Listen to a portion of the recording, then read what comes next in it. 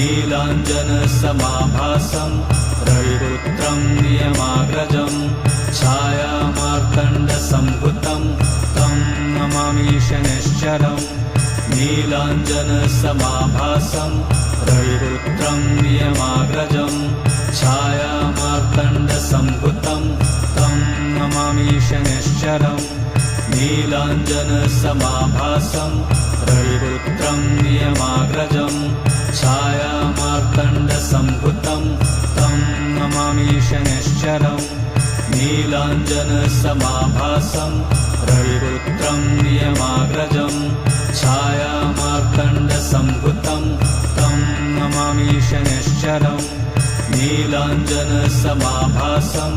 रविपुत्रं नियमाग्रजं छायामार्तण्डसम्भुतं